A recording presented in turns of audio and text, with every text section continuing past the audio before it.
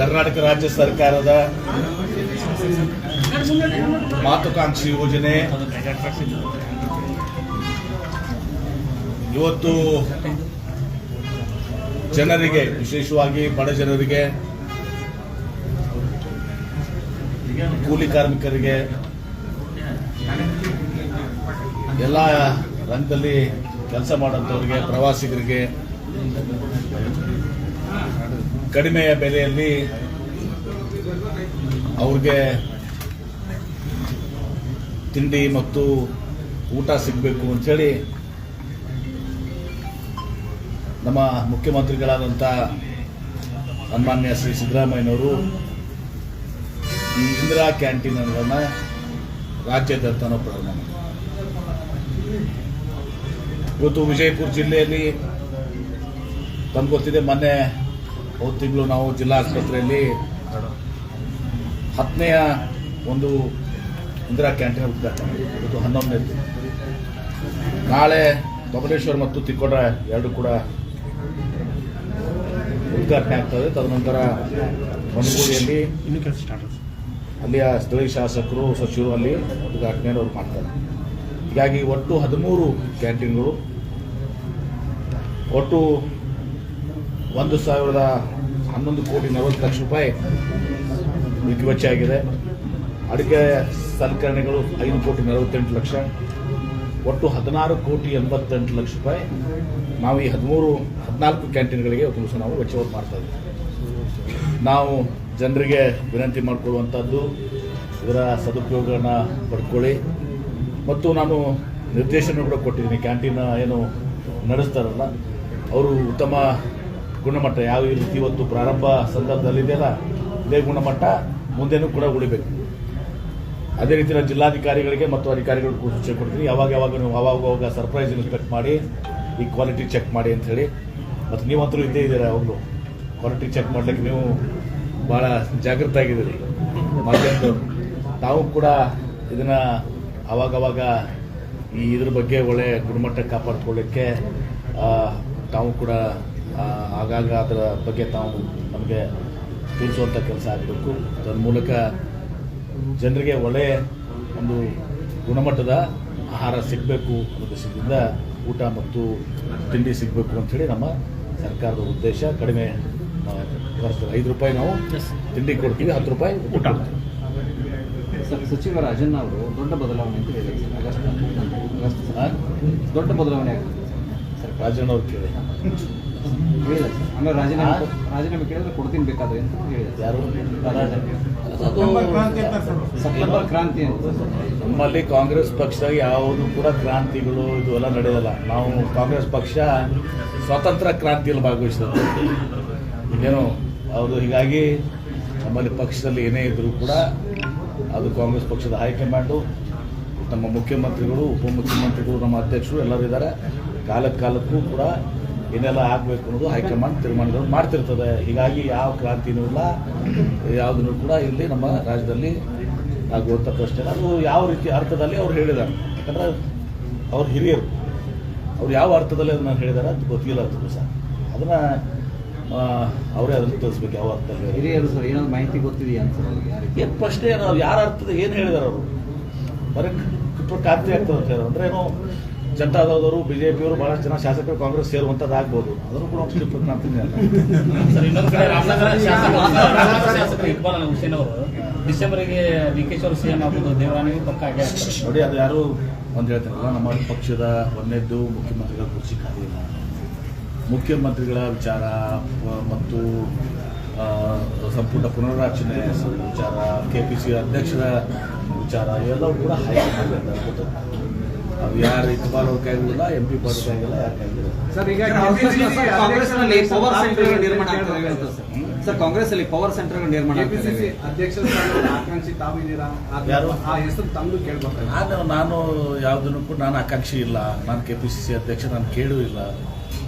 ಕೊಟ್ಟರೆ ಸರ್ ಕೊಟ್ಟರೆ ವಿಚಾರ ಮಾಡೋದು. ಕೊಟ್ಟಾಗ ನಾನು ನಮ್ಗೆ ಕೇಳಿದಾಗ ಫ್ಯೂಚರ್ ಟೆನ್ಸ್ ಬೇಡ ಕೊಟ್ಟು ಅವ್ರು ಕೇಳಾಗ ಹೇಳ್ತೇನಂತ. ಸರ್ ಇದು ಹೌಸಿಂಗ್ ಸ್ಕೀಮ್ ಒಳಗೆ ಸ್ವಲ್ಪ ಆರೋಪ ಬಿಜಾಪುರ ಜಿಲ್ಲೆಯಲ್ಲೂ ಆರೋಪ ಕೇಳಿ ಬರ್ತೈತಿ. ಮನೆ ಕೊಡಕಂತ 15,000 20,000 ರೂಪಾಯಿ ತಗೊಳಕ್ತಾರೆ. ನೋಡು, ಈಗಾಗಲೇ ಇದನ್ನ ಬಗ್ಗೆ ಮುಖ್ಯಮಂತ್ರಿಗಳಿಗೆ ಇದನ್ನ ಮಾಹಿತಿಯನ್ನ ಇದನ್ನು ಸಹ ಪಡ್ಕೊಂಡಿದ್ದಾರೆ. ಜಮೀರ್ ಅವರು ಕೂಡ ಪ್ರಶ್ನೆ ಪಡಿಸಿದ್ದಾರೆ, ಬಿ ಆರ್ ಪಾಟೀಲ್ ಕೂಡ ಹೇಳಿದ್ದಾರೆ. ಅದೆಲ್ಲಿ ಲೋಪ ದೋಷ ಯಾವ್ದು ಏನಿದೆ ಅದನ್ನ ಒಂದು ವೇಳೆ ಅದು ಸತ್ಯಾಸತ್ಯ ಅರಿತುಕೊಂಡು ಮುಂದೆ ಕ್ರಮ ಕೈಗೊಳ್ಳುತ್ತೆ. ಸರ್, ನಮ್ಮ ಜಿಲ್ಲೆಯಲ್ಲಿ ನಾವು ಸರ್ ರಹಸ್ಯ ಕಾರ್ಯಾಚರಣೆ ನಡೆಸಿದಾಗ ಸ್ವತಃ ಫಲಾನುಭವಿಗಳು ಹೇಳಿದ್ದಾರೆ ಸರ್, ನಮ್ಮ ಹತ್ರ ದುಡ್ಡು ತಗೊಂಡಿದ್ದಾರೆ. ಯಾರು ತಗೊಂಡಿದ್ದಾರೆ ಅಂತ ಹೇಳಿ ಸದಸ್ಯರು ಸರ್, ಗ್ರಾಮ ಪಂಚಾಯತ್ ಅದಕ್ಕೆ ಗ್ರಾಮ ಪಂಚಾಯತ್ ಕೊಡದೇ ಕೆಲಸ ಮಾಡೋದಿಲ್ಲ. ಗ್ರಾಮ ಪಂಚಾಯತ್ ಸದಸ್ಯರು ಎಲ್ಲೋ ಒಂದು ಕಡೆ ಎಲ್ಲರಿಗೂ ಮಾಡಕ್ಕಿಲ್ಲ, ಎಲ್ಲೋ ಒಂದು ಕಡೆ ತಗೊಂಡ್ರೆ ಉಳಿದೋರು ಯಾರಿಗೆ ಸಂಬಂಧ ಸರ್ ಅಂತವೇನಿದ್ರೆ ಅದನ್ನ ರದ್ದುಪಡಿಸಿ ಅದು ಮಾಡ್ಬೇಕಾಗ್ತದೆ. ಸರ್, ವಸತಿ ಇಲಾಖೆಯಿಂದ ಏನಾದ್ರು ಅಲ್ಲಿಂದ ಮನೆಗಳು ಮಾರಾಟ ಆಗಿ ಅಲ್ಲಿಂದ ಮಂಜೂರಾಗಿ ಎಲ್ಲದಕ್ಕೂ ನೀವು ಅದನ್ನ ಕನೆಕ್ಷನ್ ಕೊಡಕ್ಕಾಗೋದಿಲ್ಲ. ನಾವು ಗ್ರಾಮ ಪಂಚಾಯತಿ ಸದಸ್ಯ ಅವರ ದುಡ್ಡು ಕೇಳಿದ್ರು ಅಂತಂದ್ರೆ ಅದನ್ನ ಅರ್ಥವಾಯ್ತು ನೀವು ವಸತಿ ಇಲಾಖೆ ಕೊಡಕ್ಕಾಗಲ್ಲ. ಆ ಗ್ರಾಮ ಪಂಚಾಯತಿ ಏನಾದ್ರು ದುಡ್ಡು ಕೊಟ್ಟಿದ್ರೆ ಅದನ್ನ ಸಿಒ ಇರ್ತಾರೆ, ಜಿಲ್ಲಾಧಿಕಾರಿಗಳು ಇರ್ತಾರೆ, ನಾವು ಸರ್ಕಾರ ಅದನ್ನ ಕ್ಯಾನ್ಸಲ್ ಮಾಡಿ ಮೊದಲು 10,000 5,000 ಮಾಡಿದ್ರೆ ಸರ್, ಈಗ ಭ್ರಷ್ಟಾಚಾರ 30,000 ತಗೊಳ್ತಾರೆ ಬಿ ಆರ್ ಸರ್. ಪಾಟೀಲ್ ಅವರು ಭ್ರಷ್ಟಾಚಾರ ನಡೆದಿದೆ ಅಂತ ಹೇಳಿದ್ರು. ನಿಮ್ಮ ಶಾಸಕ ಯಾರೋ ಬಿಆರ್ ಮಾಡಿದ್ರು ಡೈರೆಕ್ಟ್ ಆಗಿ ಯಾರೋ ಒಬ್ರು ಪಿ ಆರ್ ಇರೋದಕ್ಕೆ ಅವ್ರಿಗೇನೋ ಇದೇ ರೀತಿ ಯಾವುದೋ ಗ್ರಾಮ ಪಂಚಾಯತ್ ಸದಸ್ಯರಿಗೆ ಅಂತ ಯಾವುದು ಕೂಡ ಇಲ್ಲ. ಸರ್, ಈಗ ಇಲ್ಲಿ ಫಸ್ಟ್ ಪಡಿಸಿದಾರೆ ಅವರೇ, ಯಾರು ನಿಮ್ಮ ಜಮೀರ್ ಅವರು ಫಸ್ಟ್ ಪಡಿಸಿದಾರೆ. ನನಗಂತದ್ದು ಯಾವುದು ಕೂಡ ನನಗೆ ಅವಶ್ಯಕತೆ ಇಲ್ಲ ಅಂತ ನಮಗೆ ಹೇಳಿದ್ರು ಸರ್. ಆ ಮನೆಗಳಲ್ಲಿ ಹಣ ತಗೊಳ್ಳುವಂತ ಪರಿಸ್ಥಿತಿ ನನಗೆ ಬಂದಿಲ್ಲ ಅಂತ ಹೇಳಿದರು. ಅದಕ್ಕಿಂತ ಹೆಚ್ಚಿನ ಹೇಳಿದರು, ಪಾಪದ ಹಣ ಅಂತ ಹೇಳಿದ್ರು ಕೂಡ ಹೇಳಿದರು.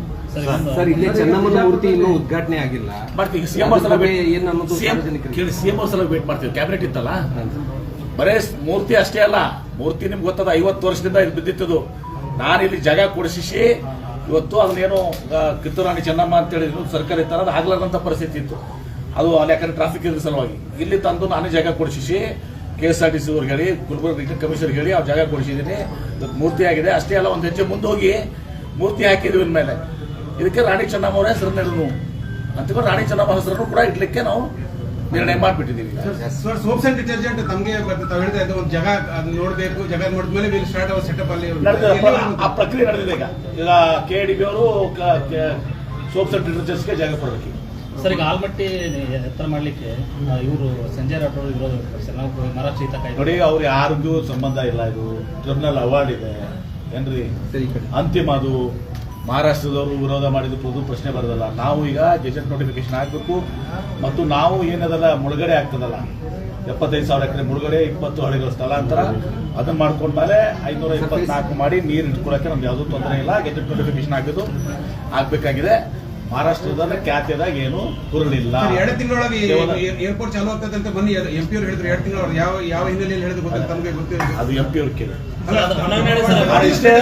ಸರ್, ಇಷ್ಟೇ ನಾನು ಹೇಳ್ತೀನಿ. ಏರ್ಪೋರ್ಟ್ ಇದ್ರಲ್ಲಿ ನಿಮ್ಗೆ ಗೊತ್ತಿದೆ ಯಾಕಾಗಿದೆ ಅಂತೇಳಿ ಎನ್ವಿರಾನ್ಮೆಂಟ್ ಕ್ಲಿಯರೆನ್ಸ್ ಇಲ್ಲದೆ ಆಗಿತ್ತು. ಅದನ್ನ ನಾವು ಅಟೆಂಡ್ ಮಾಡ್ತಾ ಇದ್ದೀವಿ, ರಿಸೆಕ್ಷನ್ ಕೊಟ್ಟಿದ್ದೀವಿ. ಈಗ ನಾವು ಅಪೀಲ್ ಕೂಡ ಫೈಲ್ ಮಾಡ್ತಾ ಇದ್ದೀವಿ ಸುಪ್ರೀಂ ಕೋರ್ಟ್ನಲ್ಲಿ.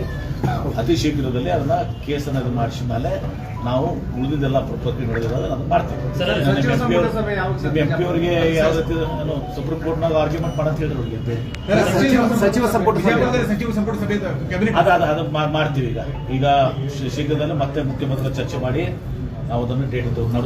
ನಾನು ಕೂಡ ಇರಲಿಲ್ಲ 15 ದಿವಸ ಮತ್ತು ಪ್ರಸ್ತಾವನೆಗಳು ಬಿಡಬೇಕಾಗ್ತದೆ. ನಾವು ಬರೀ ಮೀಟಿಂಗ್ ಮಾಡಿಬಿಟ್ರೆ ಇಮಿಡಿಯೇಟ್ಲಿ ಮಾಡಿದ್ರೆ ಅದೊಂದು ಪ್ರಯೋಜನ ಆಗೋಲ್ಲ. ಬಹಳಷ್ಟು ಪ್ರಸ್ತಾವನೆಗಳನ್ನು ಬಿಲ್ಡಪ್ ಮಾಡಿ ನಾವು ಅದನ್ನ ಅಡ್ಮಿನಿಸ್ಟ್ರೇಟಿವ್ ಅಪ್ರೂವಲ್ ತಗೋಬೇಕು. ಇವೆಲ್ಲ ತಗೊಂಡ್ರೆ ಅದು ನಮಗೆ ಕ್ಯಾಬಿನೆಟ್ ತರಲಿಕ್ಕೆ ಆಗ್ತದೆ. ಅದರಿಂದ ಸ್ವಲ್ಪ ಜಿಲ್ಲೆಗೆ ಪ್ರಯೋಜನ ಆಗ್ತದೆ. ಅದೆಲ್ಲ ಇಟ್ಕೊಂಡು 1 ತಿಂಗಳು ತಡ ಆಗಲಿ, ಸ್ವಲ್ಪ ಬಿಜಾಪುರ ಜಿಲ್ಲೆಗೆ ಉಪಯೋಗ ಆಗಬೇಕು. ಆ ರೀತಿ ಪ್ರಸ್ತಾವನೆಗಳನ್ನು ಮಾಡ್ಕೊಂಡು ಮಾಡ್ತೀವಿ. ಸರ್, ಹೊನ್ನಳ್ಳಿ ಅದು ಉದ್ಘಾಟನೆ ಬಿಜೆಪಿ ಕಾರ್ಯಕ್ರಮದಲ್ಲಿ ಅವರೇ ಮಾಡಬೇಕು. ಅದರಲ್ಲಿ ರಾಜ್ಯ ಸರ್ಕಾರ ಪಾಲಿಲ್ಲ. ಯಾವುದೇ ನಮ್ಮ MP ಅವರಿಗೆ ಅದೇ ಒಂದು ದೊಡ್ಡ ಸಾಧನೆ ಆಗ್ಬಿಟ್ಟದ ಏನ್ರಿ. ROB ಅದು ಸಾಧನೆ ಆಗ್ಬಿಟ್ಟದ ಏನ್ರಿ. ರೈಲ್ವೆ ಓವರ್ ಬ್ರಿಡ್ಜು ಅದು ಆಟೋಮೆಟಿಕ್ ನಡೀತಿರ್ತಾವ, ಆಗ್ತಿರ್ತಾವ. ಆಮೇಲೆ ಎಷ್ಟೋ ಓವರ್ ಬ್ರಿಡ್ಜ್ ನಾನೇ ಇವತ್ತು ROBಗೆ ಜಿಲ್ಲಾ ಮಂತ್ರಿಯಾಗಿ ಕ್ಯಾಬಿನೆಟ್ ನಲ್ಲಿ 50% ರಾಜ್ಯ ಸರ್ಕಾರ ಕೊಡ್ತೀವಿ. ಹಿಂದೆ ಮಾಡಕೊಂಡಿದ್ರು. ಈಗ ನಾನೇ ಹೋದೆ ಮಾತಾಡ್ತೆ. ರಾಜ್ಯ ಸರ್ಕಾರ 50% ಇರ್ತದ, ಕೇಂದ್ರ ಸರ್ಕಾರ 50% ಇರ್ತದ, ಕೆಲವೊಂದು ಬರೀ ಕೇಂದ್ರ ಸರ್ಕಾರದ್ದು ಇರ್ತದೆ, ಇಲ್ಲ ಅಂತ ನೋಡ್ತಾರೆ. ಆದ್ರೆ ನಮ್ಮ ಸಂಸದರಿಗೆ ಪಾಪ ಬೇರೆ ಏನೂ ಇಲ್ಲ ಹೇಳ್ಕೊಳಕ್ಕೆ. ROB ಸಂಸದರು ತಮಗೇನು ಕಾಲ್ ಮಾಡಿದ್ರು ಅಂತ ಯಾರಿಗೆ ನಾನು ಕಾಲ್ ಮಾಡಿದ್ರಂತ ಕಾಲ್ ಮಾಡಿದ್ರು, ಅದು ನೀವು ಅದಕ್ಕೆ ಟೈಮ್ ಕೊಟ್ಟಿಲ್ಲ. ನಾನು ಕಾಲ್ ಮಾಡಿ ಮಾತಾಡಿಲ್ಲ. ಕಾಲ್ ಮಾಡಿದ್ರೆ ಗೊತ್ತಿಲ್ಲ, ನಾನು ಮಾತಾಡಿಲ್ಲ. Thank you. ಆಮೇಲೆ ಇವತ್ತು ಇನ್ನೊಂದು ವಿಜಯಪುರದಲ್ಲಿ ಈಗ ಯಾಕಂದರೆ ಇದು ಸಾರ್ವಜನಿಕ ಸಂಬಂಧಿಸಿದೆ ಒಂದು BLD ಸಂಸ್ಥೆಯಿಂದ ಒಂದು 100 ಬೆಡ್ ಸುಸಜ್ಜಿತವಾದಂಥ ಕ್ಯಾನ್ಸರ್ ಹಾಸ್ಪಿಟಲನ್ನು ಇವತ್ತು ಭೂಮಿ ಪೂಜೆಯನ್ನು ನಾವು ಮಾಡಿ ಬಂದಿದ್ದೀನಿ. ಆ ಕ್ಯಾನ್ಸರ್ ಹಾಸ್ಪಿಟಲಿಂದ ಸಹ ವಿಜಯಪುರ ಜಿಲ್ಲೆಗೆ ಭಾಳಷ್ಟು ಅನುಕೂಲ ಆಗ್ತದೆ.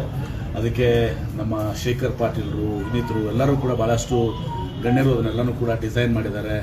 ಅದಕ್ಕೆಲ್ಲನೂ ಕೂಡ ರೂಪರೇಷೆಯನ್ನು ರೆಡಿ ಮಾಡಿದ್ದಾರೆ. ಅದು ಇವತ್ತು ನಾನು ಈಗ ಭೂಮಿ ಪೂಜೆಯನ್ನು ಮಾಡಿ ಬಂದಿದ್ದೀವಿ. 18 ತಿಂಗಳಲ್ಲಿ ಇದನ್ನು ಕಂಪ್ಲೀಟ್ ಮಾಡಿ ಇವತ್ತು ಜಿಲ್ಲೆಯ ಜನತೆಗೆ ಕ್ಯಾನ್ಸರ್ ಸೌಲಭ್ಯಗಳು ಏನಾದವ ಉತ್ಕೃಷ್ಟವಾದಂಥದ್ದು. ಯಾವ ರೀತಿ ಇವತ್ತು ಬೆಂಗಳೂರಿನಲ್ಲಿ SCGಯಲ್ಲಿ ಸಿಗ್ತದಲ್ಲ, SCG ಅಲ್ಲಿ ಸಿಗ್ತಲ್ಲ, ಆ ರೀತಿ ಇವತ್ತು ಸಹ ಇದನ್ನು ಕ್ಯಾನ್ಸರ್ ಸೌಲಭ್ಯಗಳು ವಿಜಯಪುರದಲ್ಲಿ ಸಿಗಬೇಕು ಅಂತೇಳಿ BLD ಸಂಸ್ಥೆಯಿಂದ ಇವತ್ತು ಇದು ಮಾಡಿ ಬಂದಿದ್ದೀವಿ. ಇದು ಸಾರ್ವಜನಿಕರಿಗೆ ಉಪಯೋಗ ಆಗುವಂಥದ್ದು. ಇದು ಸರ್ ಈಗ ಯುವ ಸಮುದಾಯದಲ್ಲಿ ಕ್ಯಾನ್ಸರ್ ಹಾರ್ಟ್ ಅಟ್ಯಾಕ್ಸ್ ಜಾಸ್ತಿ ಆ ಒಂದು ಸರ್ಕಾರದ ಅಧ್ಯಯನ ಸರ್ ಯಾಕೆ ನೋಡಿ ಗೊತ್ತಿದೆ ನಿಮಗೆಲ್ಲನೂ ಕೂಡ. ಈಗ ಗುಟ್ಕಾ ನಿಮ್ಗೆ ಗೊತ್ತಿದೆ, ಗುಟ್ಕಾದಿಂದ ಗೊತ್ತಿದೆ, ಸಿಗರೇಟ್ನಿಂದ ಹಾಕೋದು ಗೊತ್ತಿದೆ, ಮೆಂಟಲ್ ಪ್ರೆಷರ್ದಿಂದ ಹಾಕೋದು ಕೇಳಿ, ಮೆಂಟಲ್ ಪ್ರೆಷರ್ದಿಂದ ಆಗ್ತದೆ, ಲೈಫ್ ಸ್ಟೈಲಿಂದ ಆಗ್ತದೆ. ಏನ್ರಿ ಎಕ್ಸರ್ಸೈಸ್ ಮಾಡಂಗಿಲ್ಲ, ವಾಕಿಂಗ್ ಮಾಡಲ್ಲ. ಈಗ ನನಗೆ ನಾವು ಬೇಟ್ ಹಾಕೊಂಡಿದ್ದೀವಿ. ಈಗ ಎಕ್ಸರ್ಸೈಸ್ ಮಾಡಬೇಕು ಅಂತ ಹೇಳಿದ್ರೆ ಡಾಕ್ಟರ್ ನಮಗೆ ಹಿಂಗೆ ಎಕ್ಸರ್ಸೈಸ್ ಮಾಡಬೇಕು, ಅದು ಮಾಡಬೇಕು, ಫುಡ್ ಹ್ಯಾಬಿಟ್ಸು ಏನ್ರಿ ಫ್ರೆಶ್. ಎಷ್ಟೋ ಸಲ ಬರೀ ನಾವು ಈಗ BP ಶುಗರ್ ಬಂದಾಗೆಲ್ಲ ಅಂತಾರೆ ಸ್ವೀಟ್ ತಿನ್ನೋದ್ರಿಂದ ಶುಗರ್ ಬರ್ತದೆ ಅಂತ. ಸ್ವೀಟ್ ತಿನ್ನೋದು ಶುಗರ್ ಅನ್ನೋದಕ್ಕಿಂತ ಹೆಚ್ಚಿಗೆ ಮಾನಸಿಕ ಒತ್ತಡದಿಂದ ತುಂಬ ಸಹ ಇದು ಬರ್ತದೆ, ಶುಗರ್ ಬರ್ತದೆ. ಹೀಗಾಗಿ ಲೈಫ್ ಸ್ಟೈಲು ಇದೆಲ್ಲನೂ ಕೂಡ ಮಾಡುವಂಥದ್ದು ಸರ್ಕಾರನೂ ಮಾಡ್ತದೆ, ಮಾಧ್ಯಮದವ್ರು ನೀವು ಕೂಡ ಮಾಡ್ತಾರೆ. ನೀವು ಸರ್ ಈ ಕಡೆ 21ನೇ ಮಾಡಿವ್ರಿ.